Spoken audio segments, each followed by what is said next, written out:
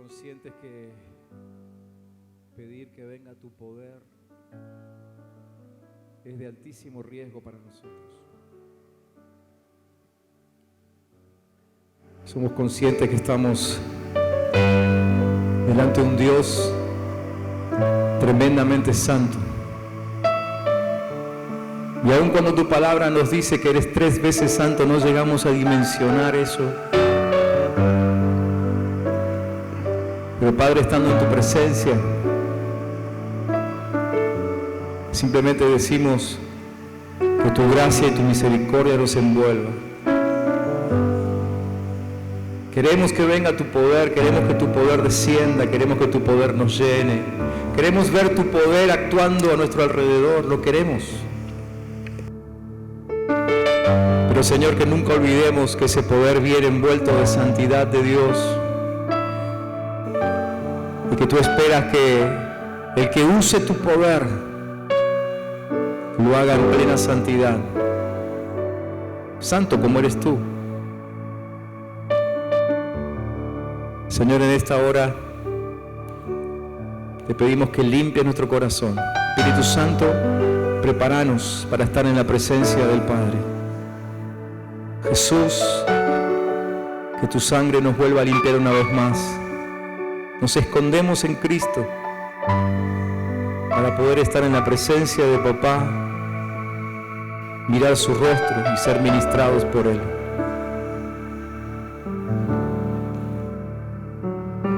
No te apures a salir de su presencia, mantenete así un ratito más con los ojos cerrados, pidiendo que la pureza de Dios te haga puro a vos también, que te llene por completo, que puedas estar delante de Él en absoluta limpieza de manos, de corazón, porque esos son los adoradores que Él está buscando. Esos son los adoradores que Él está buscando, limpios de mano, puros de corazón.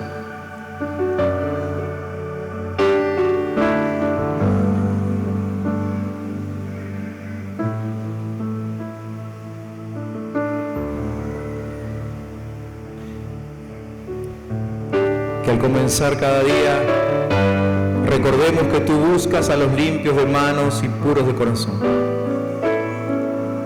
Señor, para que cada día, cuando tú salgas a buscar adoradores, cuando tú salgas a buscar hombres, mujeres, ancianos, jóvenes, adultos, niños, para usar con poder, nos encuentres a nosotros, aptos, listos, dignos.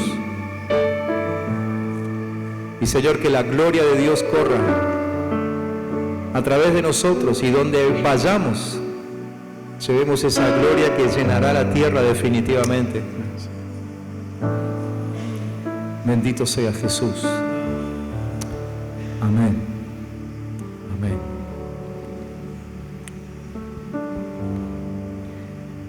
Mientras te vas sentando, bendecí al que tenés al lado.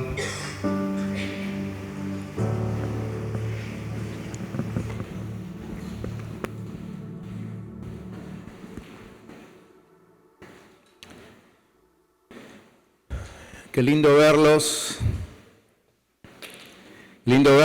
con tanto calor de por medio, ¿no? Los felicito. ¿Cuánta gente de vacaciones, por favor? Nos alegramos de que puedan tomarse unos días de vacaciones, pero también nos alegramos de que los que están aquí, a pesar del tremendo calor de hoy, podamos estar juntos y adorar al Señor.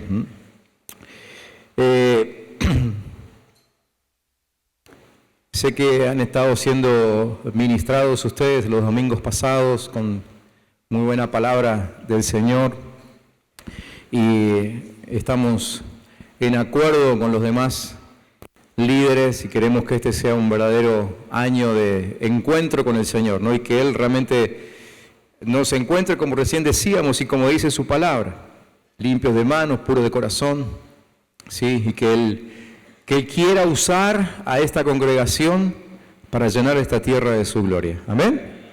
Vamos a buscar eso juntos este año, ¿sí?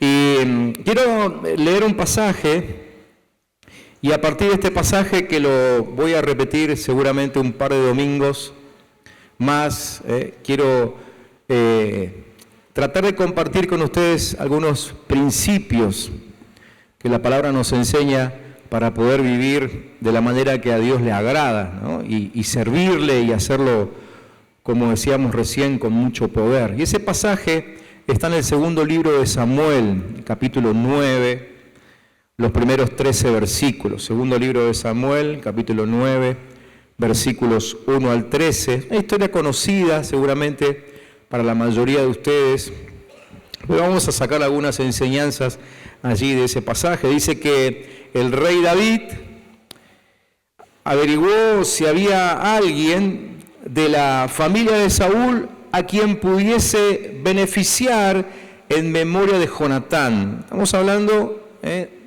de apenas asumido el reinado. David recién estaba asumiendo el reinado allí, no hace falta que entremos en detalles con la historia, ustedes la saben. Y Jonatán, que había sido su gran amigo, hijo de Saúl, había muerto. Así que cuando él llega al trono, esto es lo primero que hace, ¿no? Pregunta si hubiera alguien de la familia de Saúl a quien pudiese beneficiar en memoria de ese, su amigo Jonatán. Y como la familia de Saúl había tenido un administrador que se llamaba Siba, mandaron a llamarlo. Cuando Siba se presentó ante David, éste le preguntó: ¿tú eres Siba? A las órdenes de su majestad, respondió. ¿No queda nadie de la familia de Saúl a quien yo pueda beneficiar en el nombre de Dios? Volvió a preguntarle el rey.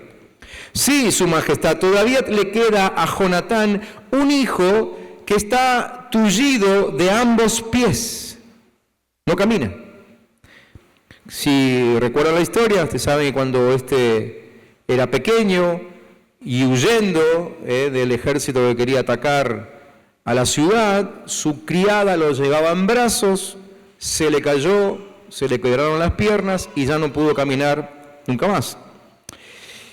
¿Y dónde está?, dice el rey. Así que le contestan: en Lodebar, vive en casa de Maquir, hijo de Amiel. Entonces el rey David mandó a buscarlo a casa de Maquir, hijo de Amiel, en Lodebar. Cuando Mefiboset, que era hijo de Jonatán y nieto de Saúl, estuvo en presencia de David, se inclinó ante el rostro en tierra. ¿Tú eres Mefiboset?, le preguntó David. A las órdenes de su majestad, respondió. No temas, pues en memoria de tu padre Jonatán he decidido beneficiarte. Voy a devolverte todas las tierras que pertenecían a tu abuelo Saúl, y de ahora en adelante te sentarás a mi mesa. Mefiboset se inclinó y dijo: ¿y quién es este siervo suyo para que su majestad se fije en él, si no valgo más que un perro muerto? Pero David llamó a Siba, el administrador de Saúl, y le dijo: todo lo que pertenecía a tu amo Saúl y a su familia se lo entrego a su nieto Mefiboset. Te ordeno que cultives para él la tierra y guardes la cosecha para el sustento de su casa. Que te ayuden tus 15 hijos y tus 20 criados. En cuanto al nieto de tu amo, siempre comerá en mi mesa. Yo estoy para servir a su majestad, dijo Siba. Haré todo lo que su majestad me mande. Así que a partir de ese día, Mefiboset se sentó a la mesa de David como uno más de los hijos del rey. Toda la familia de Siba estaba al servicio de Mefiboset, quien tenía un hijo pequeño llamado Micaías. Tullido de ambos pies, Mefiboset vivía en Jerusalén, pues siempre se sentaba a la mesa del rey. El año pasado, el último mensaje del año, terminamos declarando que nos levantaremos y edificaremos, ¿sí? No sé cuántos estuvieron en esa reunión, pero probablemente si no estuvieron pueden haber visto el video. Y esa fue nuestra declaración de fin de año, ¿no? El levantarnos y edificar, y no estábamos hablando de edificar un edificio material, sino básicamente edificar el reino de Dios, edificar nuestras vidas, edificar todo lo que Dios tiene en mente, planeado para cada uno de nosotros. Terminamos convencidos de que tenemos que edificar nuestras vidas según el propósito de Dios, y en este año 2020 queremos lograr eso, o por lo menos queremos avanzar lo más que podamos en edificar nuestras vidas según el plan de Dios. Este año 2020 lo declaramos, lo definimos como el año de la visión perfecta, si se acuerdan de ese mensaje, ¿sí? Y dijimos que era un año de definiciones claras y de revelación aún del secreto divino, así que nos resulta muy interesante meternos a trabajar en el propósito de Dios que Él tiene para este año, ¿sí? Este año. Y en esta historia que les acabo de leer, que además de ser una de las historias más conmovedoras del Antiguo Testamento, creo que encontramos algunos principios con los cuales deberíamos conducirnos si queremos edificar nuestras vidas conforme al plan de Dios. Y de eso quiero hablarles, esta noche, el domingo que viene, no sé cuántos domingos nos llevará, así que espero que puedan seguir viniendo y si alguno se va de vacaciones, quédense tranquilo que transmitimos en vivo, pueden ver el video después, pero no se pierdan esta serie de mensajes para trabajar en los propósitos de Dios para este tiempo. Aquí en esta historia nos encontramos, bueno, obviamente con el primer principio, ¿no? Y una de las cosas que vemos allí en esta historia es que David comienza su reinado haciendo las cosas al revés. ¿Sí? La costumbre de la época era que cuando un rey asumía, generalmente no asumía por ascendencia, a veces pasaba que su padre también era rey, pero aún entre la familia pasaba de que el rey nuevo asumía y liquidaba a toda la familia del rey anterior. ¿Sí? Es decir, era una forma de asegurarse de que no le boicoteen el trono, ¿no? De que no se lo vuelvan a usurpar o que quede alguna idea para este rey anticuada, ¿no? Dando vueltas por ahí. Liquidaban a todos, pero David empezó al revés. Lo primero que hizo en su gestión de gobierno fue buscar algún descendiente del rey anterior, que era Saúl, su tremendo enemigo, ¿sí? Ustedes saben, Saúl lo quiso matar toda la vida y al final el que termina muriendo es Saúl. Bueno, cuando muere Saúl y como consecuencia de todo eso también muere Jonatán, es cuando sucede esto que hoy les acabo de leer. Una de las primeras acciones de gobierno fue totalmente al revés de la costumbre. Y con esto tiene que ver nuestro primer principio. Porque este primer principio nos enseña que la gente de reino, la gente que sigue a Dios, bien convencida y que lo quiere hacer con absoluta madurez, actúa al revés de la sociedad que no conoce a Cristo. ¿Sí? Miren algunos textos que solamente elegí 2 o 3 esta noche para no ser muy largo, pero la verdad es que podríamos estar muy buen rato leyendo pasajes que nos muestran cómo debiéramos actuar al revés de la sociedad. Miren por ejemplo, en 1 de Pedro capítulo 2, versículos 21 al 23, dice el apóstol: ustedes fueron llamados para esto, porque también Cristo sufrió por nosotros, con lo que nos dio un ejemplo para que sigamos sus pasos. Cristo no cometió ningún pecado, ni hubo engaño en su boca. Ahora, miren la actitud. A esto me refiero, de ir al revés. Dice, cuando lo maldecían, no respondía con maldición. ¿Qué es lo que vemos hoy en nuestro entorno? A veces las discusiones aún en la calle se tornan hasta una competencia a ver quién tiene la mayor verborragia con contenido de maldición, ¿no? Para tirársela al otro, ¿no es cierto? El que habla último gana, ¿no? Pero dice que Cristo nos dio este ejemplo, que cuando lo maldecían, Él no respondía con maldición. Cuando sufría, no amenazaba. ¿Cómo actúa la gente hoy? Vas a una ventanilla de atención pública, querés hacer un trámite, no te tratan bien, y decime si no te da ganas de volver con una escopeta, ¿no? Así, ya van a ver, me hicieron esperar tanto, me hicieron sufrir, ahora, ya van a ver, esta gente no me conoce a mí, ¿no? Generalmente ni lo decimos, pero por dentro las ideas que se nos ocurren son bárbaras, ¿no? Tenemos un arsenal en casa con las ideas que se nos ocurren en la cabeza. Bueno, aquí dice el texto que cuando Jesús sufría, no amenazaba, sino que remitía su causa al que juzga con justicia. O sea, ¿qué hacía Jesús? Decía, mi Padre se va a encargar. Y daba por finalizado el asunto. Miren un poco más adelante, capítulo 3, versículos 8 y 9, dice, únanse todos en un mismo sentir, sean compasivos, misericordiosos, amigables. ¿Cuánta gente así conocen ustedes afuera en la calle? Ámense fraternalmente, no devuelvan mal por mal, ni maldición por maldición. Al contrario, bendigan, pues ustedes fueron llamados para recibir bendición. El mensaje de la Biblia siempre nos enseña esto, vivir al revés de lo que va la sociedad que no conoce a Cristo.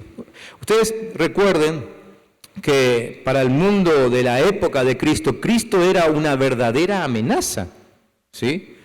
Cristo era una amenaza, Él tenía que ser crucificado porque la verdad que Cristo con su mensaje era tremendamente peligroso para el sistema. Todo lo que Él decía atentaba en contra del sistema de la época. Y el ejemplo más claro que tenemos está en el Sermón del Monte, ¿sí? Si quieren pueden repasarlo después, obviamente que aquí no lo vamos a hacer por una cuestión de tiempo, pero ustedes pueden leer Mateo 5, 6 y 7, donde Jesús predicó aquel famoso sermón desde una montaña, ¿sí? Y todo el mensaje es un mensaje de contracultura, ¿no? Todo un mensaje que va en contra de alguna ley o de alguna costumbre de la época, contradecía la cultura, ¿sí? Les quiero mostrar solamente uno de esos pasajes como ejemplo, Mateo capítulo 5, versículos 43 al 48. Fíjense lo que dice Jesús. Jesús dice, ustedes han oído que fue dicho, amarás a tu prójimo y odiarás a tu enemigo. Pero yo les digo, amen a sus enemigos, bendigan a los que los maldicen, hagan bien a los que los odian y oren por quienes los persiguen para que sean ustedes hijos de su Padre que está en los cielos, que hace salir su sol sobre malos y buenos. Está yendo en contra de conceptos de la época. Y que hace llover sobre justos e injustos. El concepto de la época era que al que le iba mal es porque había pecado, o sea, era injusto. Pero aquí Jesús dice, no, la lluvia viene sobre todos. Porque si ustedes aman solamente a quienes los aman, ¿qué recompensa tendrán? ¿Acaso no hacen lo mismo los cobradores de impuestos? Odiaban a los cobradores de impuestos. Ahora también. Estaba pensando, claro, no era solamente un mal de aquella época, ahora también. Y si ustedes saludan solamente a sus hermanos, ¿qué hacen de más? ¿Acaso no hacen lo mismo los paganos? Paganos son los que no creen en Dios, ¿no? Por lo tanto, sean ustedes perfectos, como su Padre que está en los cielos es perfecto. ¿Se dan cuenta? Solamente un ejemplo. Pero mensajes que iban en contra de la cultura. Recordemos, tengamos en cuenta que esta gente que está escuchando este mensaje estaban cautivos por los romanos, ¿sí? Los romanos no tenían compasión por nadie, nada de compasión, ¿sí? Nada de compasión por los pueblos conquistados. Tengamos en cuenta que Jesús está hablando del imperio que puso a los niños a pedir en las calles, ¿sí? Ese es un mal que se manifestó grandemente en la época del Imperio Romano. Niños que empezaban a pedir en las calles. Los comerciantes empezaron a vender en las veredas porque ya no podían costear sus negocios. Eso nace en la época del Imperio Romano. Los empresarios, dueños de campos, que residían en el campo en la época del Imperio Romano, tuvieron que refugiarse dentro de las murallas, tuvieron que vender todo porque había un monopolio del imperio en esa época y estos empresarios o tuvieron que regalar su mercadería o venderse al imperio, eran los que terminaban transformándose en cobradores de impuestos. Estamos hablando de ese imperio, estamos hablando del imperio que aparecía en cualquier momento y se llevaba en impuestos toda la ganancia de la gente que estaba escuchando el Sermón de la Montaña. Estamos hablando de un imperio que en realidad no fueron los verdaderos ideólogos del derecho romano, el cual se estudia y se aplica hoy como un código de convivencia. No fueron ellos, fue Jesús, que llegó en un momento y dijo: bienaventurados los pobres en espíritu, si te golpean, ofrece la otra mejilla, si te piden la capa, déjale la capa, ¿sí? Fue Jesús el que realmente transformó la sociedad en aquel tiempo. No fue el Imperio Romano, pero esa gente que estaba escuchando ahí sufría todo eso y estaba escuchando que debía ahora amarlos. Es decir, ir al revés. Ir al revés. Indefectiblemente nosotros tenemos que actuar al revés del sistema para tener ganancias eternas, según Jesús, ¿no? Entonces nuestro primer principio para el 2020 es hacer las cosas al revés. Primer principio. ¿Se lo van a acordar? Hacer las cosas al revés. Decile que tenías al lado. Primer principio, hacer las cosas al revés. Hacer las cosas al revés. ¿Sí? Entonces, para poner en práctica este primer principio que hoy estamos aprendiendo, deberíamos ir analizando las conductas del mundo que nos rodea, verlas a la luz de la palabra de Dios y determinar cómo vamos a vivir nosotros. Para eso, por supuesto, necesitamos conocer lo que dice Dios en su palabra. Yo no puedo entender qué es el revés de algo si no conozco la palabra de Dios. Por eso es que aquí hacemos tanto énfasis en que todos ustedes conozcan la palabra de Dios y sus líderes insisten en que no pase un solo día sin que lean la Biblia, en que la estudien. Los animamos todo el tiempo a que crezcan en el conocimiento de la palabra de Dios para que puedan saber qué es lo que no está bien en el mundo que los rodea y decidir ir al revés. Primer principio, hacer las cosas al revés. ¿Sí? Como lo hizo David en esa historia. Claro, va a ser un trabajo tedioso, Va a ser un trabajo tedioso. Nos vamos a ocupar de esto todo el año, o 2 años, o 10 años, o el resto de nuestras vidas. No sé cuánto nos llevará. Va a ser un trabajo tedioso, va a ser odioso para algunos. Pero eso es lo que Dios quiere. Y ya hay antecedentes. Porque en la Biblia encontramos un tremendísimo antecedente que es la iglesia primitiva. ¿Sí? La primera iglesia, ¿sí? La primera iglesia que se levanta después de la resurrección, de la ascensión de Jesús, y cuando los apóstoles empiezan ahí ya a extender el reino, comienza la iglesia de Jesucristo, libro de Hechos, ¿sí? Y ese es el mejor modelo de alguien que ya probó ir contra la cultura y le salió bien. Funcionó. Así que hasta inclusive les puedo recomendar que en el próximo tiempo denle una leída profunda al libro de Hechos, ¿sí? Siempre estamos recomendando que lean algo. En diciembre me acuerdo que les recomendé leer Nehemías. No quiero preguntar quién lo hizo para no comprometer a nadie, pero la verdad que espero que lo hayan hecho, porque todo tiene que ver con todo. Ahora les recomiendo que empiecen a leer el libro de Hechos y vean la experiencia de la iglesia primitiva yendo en contra de la cultura. Sí, esa iglesia, la de Hechos, y especialmente la que aparece descrita en el capítulo 2, es una iglesia que entendió el mensaje, lo puso a prueba y le funcionó. Miren, vamos a ver algunos versículos sueltos, para que ustedes sean alentados también en este desafío que estamos soltando. Hechos capítulo 2, versículo 42, hablando de la iglesia, ¿no? Dice que se mantenían firmes en la enseñanza de los apóstoles, en la comunión, en el partimiento del pan y en la oración. Si ustedes analizan esa primera frase, esto no es ni más ni menos que el resumen del verdadero discipulado. Ahí está concentrado el discipulado. ¿Se acuerdan que dijo Jesús antes de irse que teníamos que hacer qué cosa? Discípulos. Bien, aquí está concentrado el discipulado. ¿Cómo hacemos discípulos? Este es el secreto. Como lo estaba haciendo la iglesia primitiva, ¿sí? Es decir, Jesús dijo que había que ser discípulos. Nosotros, en esta época, no sé por qué decimos que es tan difícil hacer discípulos, pero la iglesia primitiva lo logró. La verdad que no es tan difícil a ser discípulos. Versículo 43. Todos estaban asombrados por los muchos prodigios y señales que realizaban los apóstoles. Estoy hablando de una época donde lo espiritual había empezado a desaparecer por la opresión del Imperio Romano. Pero empezaron a manifestarse los prodigios de Dios. Versículo 44. Todos los creyentes estaban juntos y tenían todo en común. Miren lo que hacían, versículo 45. Vendían sus propiedades y posesiones y compartían sus bienes entre sí según la necesidad de cada uno. ¿Quién dijo que no se puede ayudar al necesitado? ¿Quién dijo que para poder ayudar a un necesitado o a una sociedad necesitada, el Estado tiene que aportar?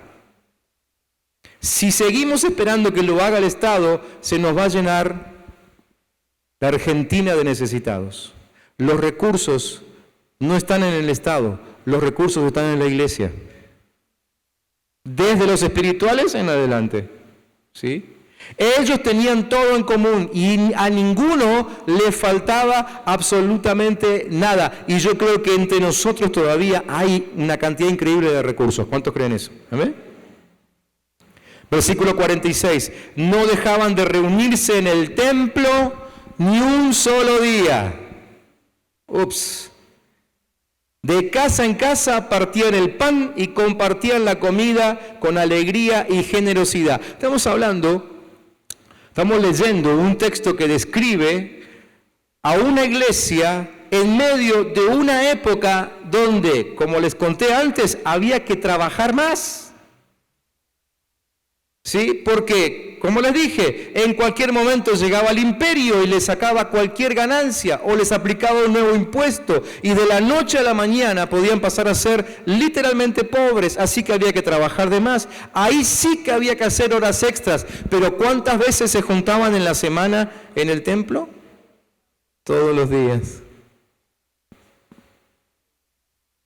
Y ustedes me van a decir, pero claro, pastor, no había Netflix en aquella época.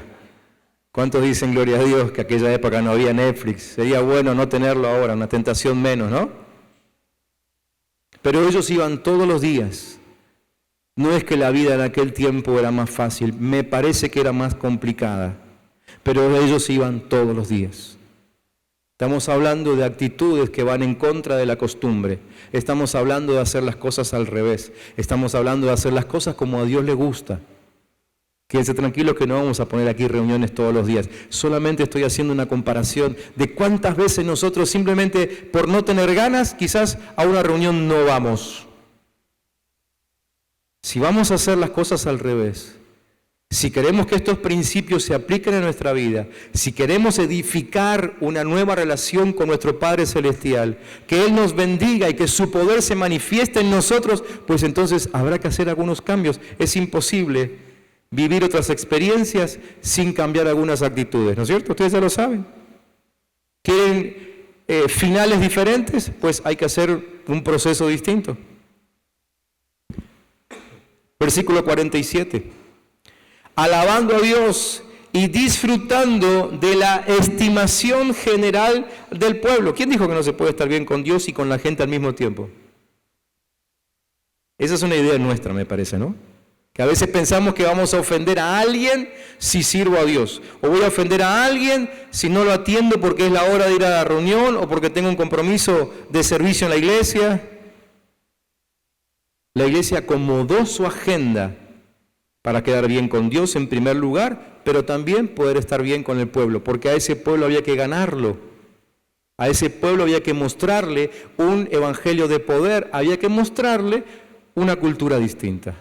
Y ellos lo lograron, ¿sí? ¿Quién dijo que si alabas a Dios te tildan de fanático y solo se burlan? Y sí, puede ser. Algunos se burlaban de la iglesia, algunos. Pero la verdad es que yo le estoy hablando aquí, en este momento solo habían pasado una semana y media, quizás 2 semanas, y ellos ya estaban casi por alcanzar los 5.000 miembros. Hace 15 días atrás eran 11 locos, o en todo caso 120 si quieren contar lo que estaban orando en el aposento alto. Ir contra la cultura y disfrutarlo, es posible. No sé por qué, bueno, sí sé por qué. Creo que el enemigo se encargó de hacernos creer que si vamos en contra de la cultura vamos a sufrir y que nos van a matar y que se van a burlar de nosotros todo el tiempo. Ocupémonos de instalar una nueva cultura y que lo que nos rodee también sea cultura de reino, no aquí adentro solamente, en todo lugar. Y termina el texto diciendo, y cada día el Señor añadía al grupo los que iban siendo salvos. ¿Quién dijo que bajo condiciones extremas no se puede crecer? Ellos estaban en condiciones extremas. Vieron que el texto comienza diciendo que se reunían todos los días en el templo. No sé qué idea tienen ustedes de eso, pero ellos no estaban así sentaditos como ustedes ahora, escuchando a alguien que estaba predicando. Ni tampoco disfrutando como ustedes de los instrumentos musicales para un tiempo de alabanza y de oración. Ellos, en realidad, cuando dice templo, no está hablando del interior del templo, está hablando del lado de afuera. No podían entrar al templo. Primero porque ya no practicaban el judaísmo. Segundo porque entre ellos había mujeres, las mujeres no podían entrar. Tercero porque entre ellos habían extranjeros, los extranjeros no podían entrar. Así que en la veredita, todos los días, 3.000, 4.000, 5.000 personas alabando a Dios. Es increíble, pero entre nosotros hay demasiadas conductas del sistema, ¿no?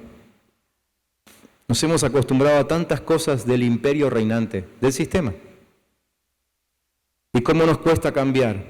Pero yo creo que sería bueno que sin juzgar y con amor empecemos a recordarnos a partir de hoy que hemos oído que es así, pero entre nosotros no será así.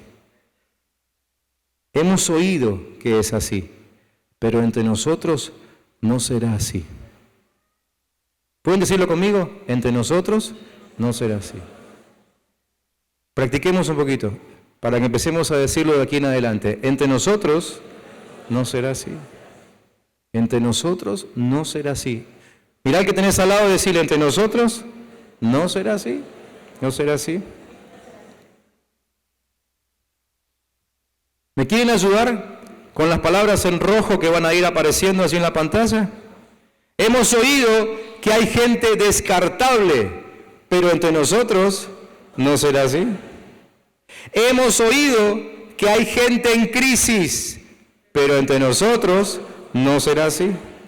Hemos oído que no hay nadie que se preocupe por el otro, pero entre nosotros no será así. Hemos oído que hay que robarse todo lo que se pueda, pero entre nosotros no será así. Hemos oído que el fin justifica los medios, pero entre nosotros no será así. Hemos oído que el cómo nos vemos delante del Padre importa poco, pero entre nosotros no será así. Hemos oído que primero están nuestros intereses, pero entre nosotros no será así. Hemos oído que el que no llora no mama, el que no se queja no vive, pero entre nosotros no será así. Hemos oído que los sueños son inalcanzables, pero entre nosotros no será así. Hemos oído que es época de enfermedades terminales, pero entre nosotros no será así. Hemos oído que los tiempos pasados son mejores, pero entre nosotros no será así, porque en Dios todo lo que viene es bueno, es mejor, es abundante. Lo que viene es prosperidad. ¿Cuántos dicen amén? Denle gloria a Dios. Sí, Señor.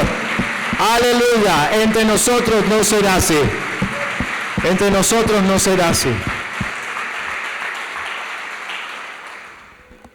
¿Podremos hoy renunciar a esas conductas del sistema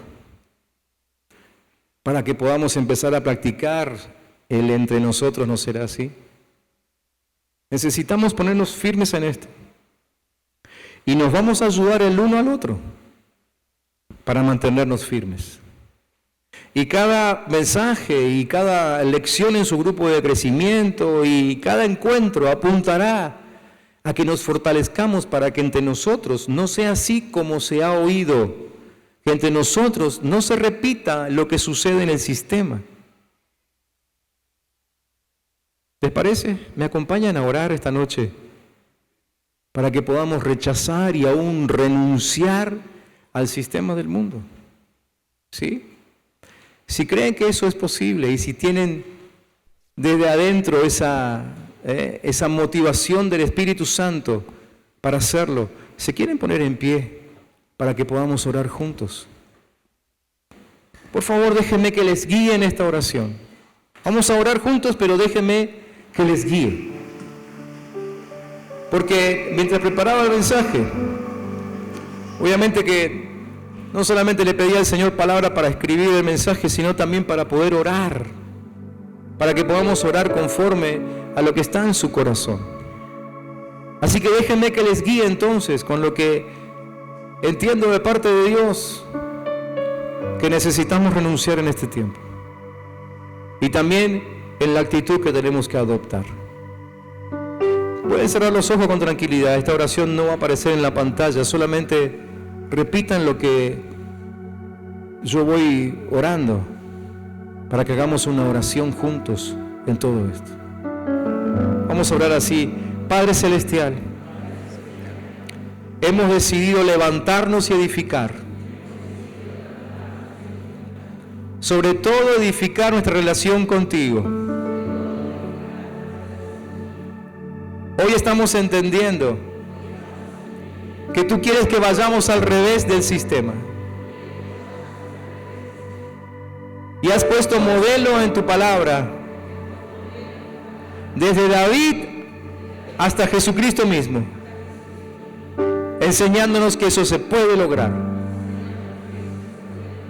Por eso es que hoy nos levantamos y tomamos esta decisión de rechazar y renunciar al sistema frente al cual muchas veces caímos,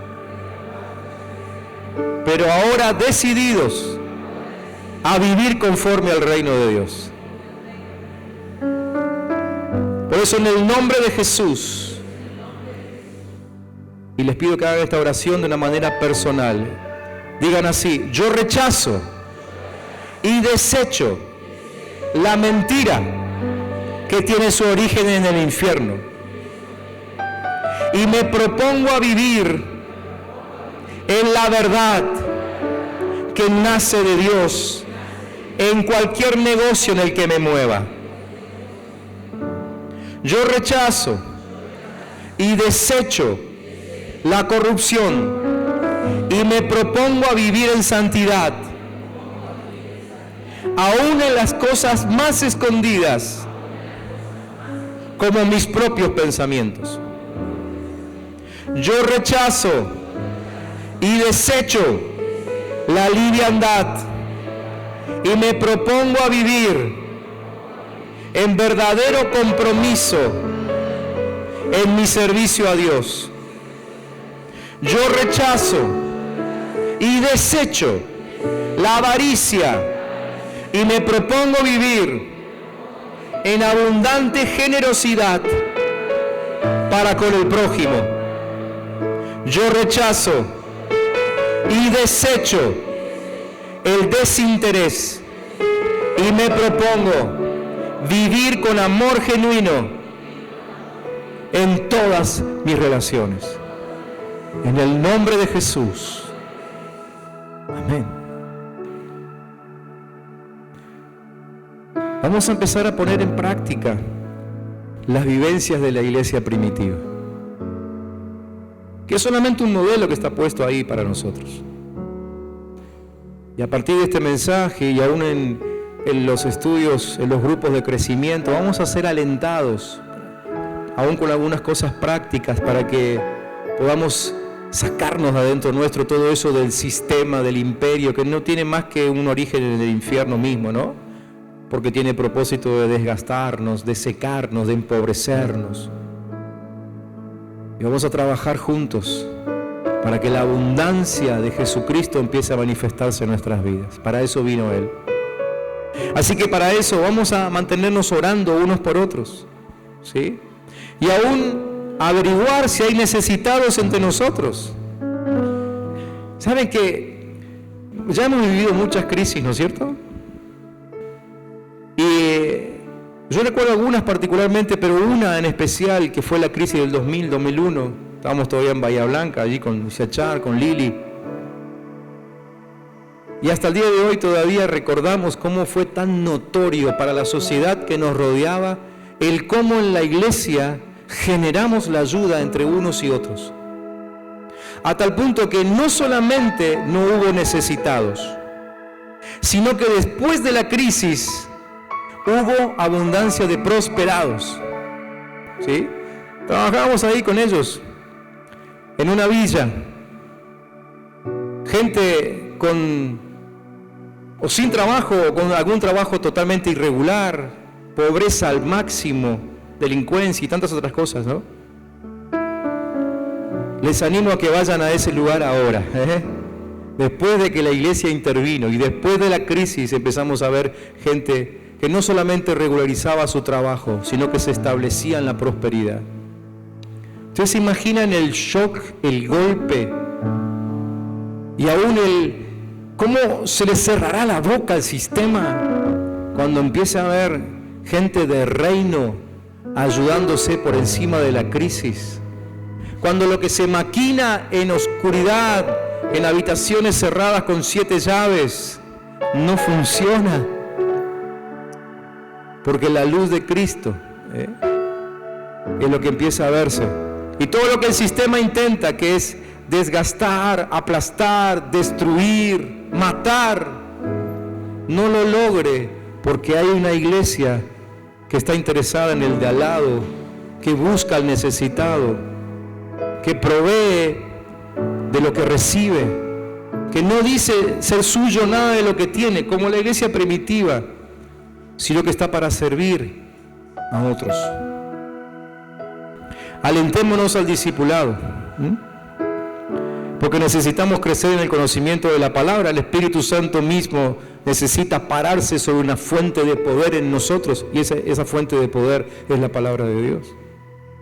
No faltemos a las oportunidades que tenemos de adorar juntos. Yo sé que hace calor.